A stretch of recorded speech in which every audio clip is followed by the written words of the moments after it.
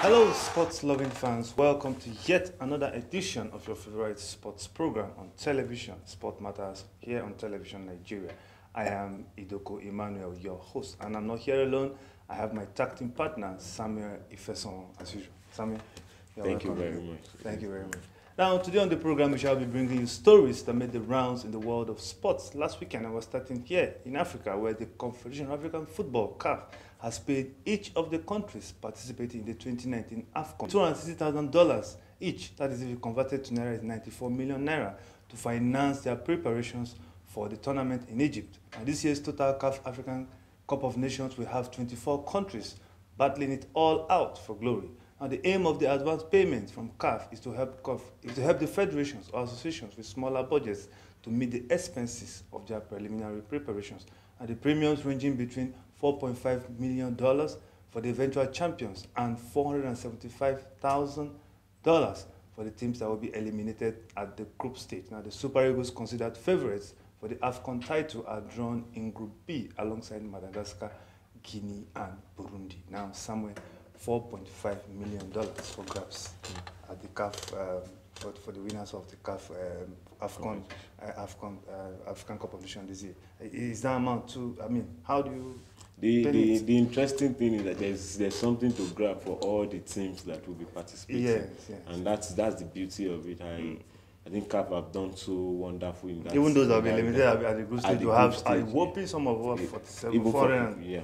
You have 94 million Naira to get you started for the competition, and then converted to all the smaller currencies, and like we have Burundi that will be participating. 94 million will go a long way. Yeah, and Burundi, we know that it has very low economic country, and we have Madagascar, which is just a small island.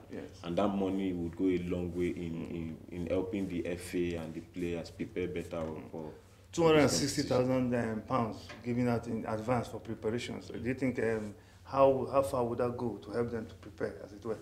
It's better than nothing, and by the time it's not mismanaged like we have every time. Like that's the story every time in Africa. Yeah, we hope that this one will be put using Nigeria as a point of as a point of contact. But we are even actually coming out to. I remember when we received the payment from FIFA for the last appearance at the World Cup. I think we put it to good use, and though we can't compare to France, who eventually will run out with 38 million for being the winner. But any amount you get will go. Well, I think CAF has done so fine, so well. I mean, so far so good, because having 23 the first time having this number of countries playing at the AFCON, and then the prize is still on the high side. I think it's a good one. We wish all the clubs well, especially our Super Eagles. I always say it on this program, we cannot afford not to win this year's African Cup of Nations on North American soil. The cash is a welcome development, and then I look forward to all. I know I've done it on not African soil before. We did it in Tunisia, so I think we can still do it in Egypt. You can still do it again, but there are 24 teams there, and they all have equal chances at. But if you say take it or leave it, Nigerians are one of the favorites to win. They are always favorites to win. Then we cannot write off for Egypt too. Egypt is doing fantastic too. Where we have Nigeria, all of them will be out there. On behalf of, I think we would like to give kudos to CAF for this feat. I think it's going to go a long way to help clubs prepare and then motivate them to go for gold at this competition. Well, we'll move over now. The Golden Eaglets finished their campaign at the 2019 Under-17 African Cup of Nations on the disappointing note after they went down to a 2-1 defeat against 10-man Angola, 10 men, in the third-place match at the National Stadium, Dar es Salaam, on Saturday. Now, Mandi Garuba's lads dominated position in the game, but were once again let down in front of goal. Wisdom Ubani and Ibrahim Jabbar all wasted good opportunities for the Golden Eaglets early in the game. Now, they were made to pay for their misses when Andre Capita put Angola ahead from a well-placed header 2 minutes before the half-hour mark. Angola were reduced to 10 men in the 58th minute when Albantes Porificio was sent off for a second bookable offense. Now, despite their numerical advantage, the Golden Eaglets failed to find the equalizing goal. Now, the Golden Eaglets finished 4th in the tournament, but have qualified to feature at the 2019 FIFA Under-17 World Cup as semi-finalists. Now, the good news is that we are going to be featuring at the Under-17 World Cup. But as it stands, Nigeria, on this Under-17 level, I think we normally used to be champions in Africa. What happened this time around? Angola. I think we need to go back to our drawing board. But first and foremost, when you are going for a competition like this, they have two goals, two major goals to achieve. Yeah. Win the competition, do well as much as you can in the competition, and then qualify for the FIFA World Cup. That which we did. The first four. Yeah. So one out of two objectives, one objective achieved out of two objectives. Yeah. I'll say it's not a totally disappointing outing. Considering the fact that this team, you build up to this preparation, when most of the players failed the MRI test, and then we had to inject new players. I think that also affected their preparations for these competitions. And I think it's something the authorities have to take into cognizance. Why do we always get to this point? We always talk about grassroots development football, starting to develop football from the academic level. If we have done that, I don't think we will have issues of taking overweight players to go and disappoint them, go and fail MRI test, and then we'll come back to come and do a shabby preparation and look at what we got. You want to do magic and then just bring, no, it's over time. Yes. You see that most people who come to the Olympic would have started, especially in the US, would have started as state champions, would have started as from national champions schools, to Olympics. So now you don't have all of those programs in place, and you just go pick anybody. Pick them on the of course, we go to competitions online, and we see the boys that come out and say they are 17-year-old, they are 13-year-old. And it beats your imagination sometimes. And then you want to do. So it's you can't do magic. Yeah. There must be a deliberate platform that will channel the energy from the under-13s to the 15s. To the 17s, and then you build it up, and then you can have success. You can be successful in all of this underage competition. I think we wish them luck. I think they did well. We cannot say they lost that completely. Only qualifying for the Under-17 World Cup. It's a good feat. It's a good feat after all. But I think we need to in this level of football, Nigeria is champion. So I don't think we should do better. We should do better. At least a third place would have been a consolation. But still, I think.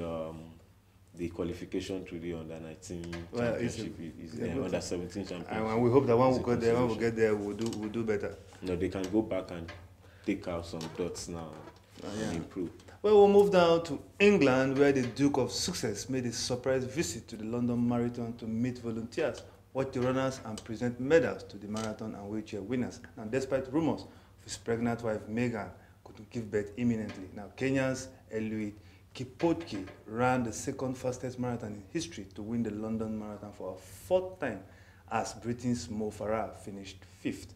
Now, Kipchoge, 34, who broke the world record in Berlin last year, triumphed in 2 hours, 2 minutes, and 38 seconds.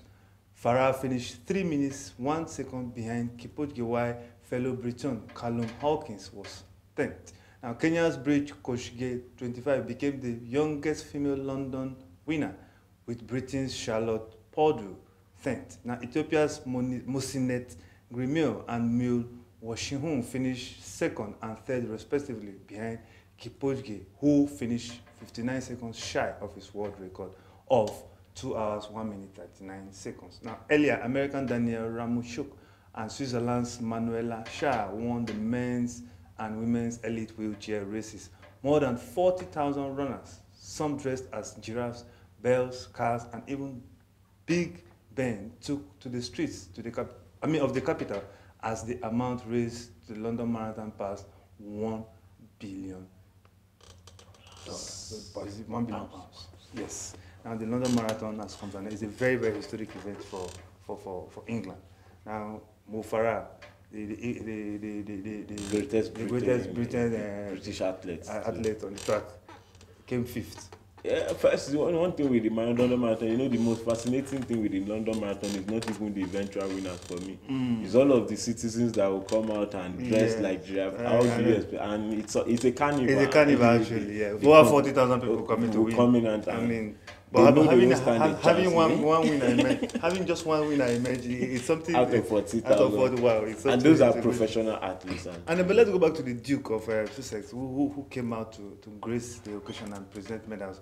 How do you think that pans out? What does that tell you about the English people, how they take, what importance they add to sports. Sports, and English people, they are married enterprises. Yes. From football to marathon to basketball to even American football. You see them doing well, even in athletics, and we have a couple of English athletes coming out to do very well, and even the English national team, then English Premier League, and all across you can see the touch of sport everywhere. In so England. it is not just the out EPL. of board Yes. to see the royal family coming out openly to support. We've seen them at football matches, exactly. See them at different places. They are great fans of Man United and Arsenal, and they support. Unlike what we have here, where people look at sports as royal fathers look at sport. I know they look at them as sacred. They are sacred people. So things they like cannot sport, do sport things like sports are something that might defy their royalty or something. Well, different people with different ideology. Well, I think it's even a good one for the deal coming out. It shows people to understand that okay, people attach the importance. They attach to the London Marathon, and then a whopping 1 billion up for grabs.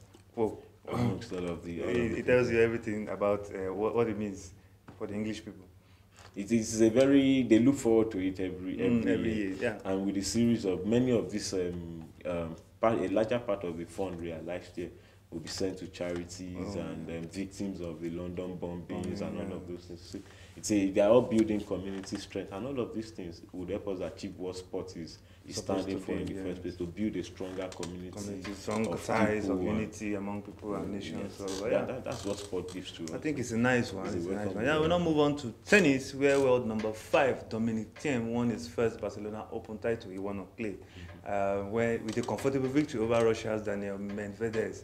And the Austrian 25 was broken early on, but then took 12 of the next 13 games to win 6-4, 6-0 in 1 hour, 13 minutes. And THIEM ended Rafael Nadal's hope of a 12th title in the clay tournament in Saturday's semi-final, having lost to the Spaniard in the 2017 final. Now, after going 3-0 down, THIEM used drop shots to continually trouble world number 14, Medvedev, who also required treatment on his right shoulder. Nadal is the king of clay. Undoubtedly, but it's not his take this time around. The new champions are beginning to roll out in tennis, and I think it's a welcome development. But these guys have been there all along. They are icon, they are a figure to the tennis sport. They motivate even upcoming. Look at say for example, I watched that epic match between Serena Williams and Naomi Osaka. You know, even after Naomi won, she couldn't even begin like, I'm playing against my idol, against my icon. But over time, we are bound to see new champions. And I like the effort that, everyone, you can't be a king forever. Someone out there is trying to outplace you. You as a king, you're also trying to put Although Nadal still remains the world number 2 after Djokovic, undisputable. Undoubtedly. But I like this new development where we have athletes. But bringing, how come Nigeria was not able to develop our tennis? Now we have a Taekwondo Open, which is recognized now by the Taekwondo Federation, and we have other sports being recognized. But how come we're not concentrating on developing the game of tennis here? Have you ever thought of that? Do you know, the funny enough, the ideology, my most reserved ideology about sport development in Nigeria, well, it will be credited to former president, ex-president Goodluck Jonathan. You know, he simply came out and said, see, we have 36 states here in this country. Let every state pick a sport and be champion in this sport. And we'll go to the Olympics and get 36 gold medals. Even that's all we get. Even that's all we get. And the 36 gold medals. I've ever gotten up to 10 gold medals. No, I'm not going up to 5. In total, maybe 10 gold medals or 5 gold medals at one event. No. We have not been able to do that. I know Lagos is renowned for boxing. I know the times when I was growing up in Lagos, you see boxings everywhere, and Lagos are good boxer. So I want to be able to say, though I've not visited the Riverines area before, but I want to be able to say they will come off as good swimmers if the right project is put in place. Yeah. And likewise, in the north here, you see how hot the north is. I think we can make good long distance runners here if we put all of this. That's what the Kenyans and the Ethiopians are capitalizing on, their weather. And because they have a hazy weather and the topography of the environment. Yeah. So you use that. Even in Jamaica, the same way. Yeah. They have uphills, and you see all of the Usain Bolts, and they run uphill every day, long roads every day, and they come out and do very well. But all of these things just don't happen accidentally. That's just it. Yeah. You want to do, but we are doing well with the Lagos table tennis open. Lagos tennis open. Yes, yes. But it hasn't gotten any international recognition. But at least it's one step at a time. And we have. It has started attracting international. Of course, even the last edition, we had people from USA, from Egypt. We had people from US, yes. Athletes from US and other countries came to even from Britain came to Lagos to compete. So I think we are in the right step, but we need to move faster. Well, we hope we get tennis right also, because the tennis, take it or leave it, is now big sports. Now, on a very sad note, Czech international Josef Suraj has been killed after a bus carrying players of Turkish club Aimiz and Alanspor crashed. Now, Suraj 28 died at the hospital where he and 6 of his teammates were taken after a bus carrying them back from a game at Kiyokspor crashed on Sunday. 7 of the Super League's club players had rented a private minibus. And club chairman Hassan Kavusoglu, according to BBC, claimed the driver of the minibus had fallen asleep at the wheel, and the second on-board driver was also reportedly asleep when the accident happened around 3 miles from the club's home city of Alanya. Now, on Twitter, the club posted, "We have learned with deep sorrow that Josef Suraj lost his life as a result of an accident carrying 7 football players from Alliance Sport." Kavusoglu said the 6 other players on board were not in a critical condition. Now, Suraj joined Alliance Sport from Sparta Prague in January. He made 20 appearances for his country, last featuring in their Nations League defeat by Ukraine in October. A very sad one. A very sad one indeed. Yes. One of the very fantastic. And even this weekend brought back also sad memories. It was exactly 1993, 27th of April, where we had the entire national team of Zambia national team wiped away. And I was watching a tribute that was we did on our page, where one of our reporters made a tribute to the players. I think this one is a sad one for this young player, 28, a promising player, to have died just like that from a careless, unavoidable accident.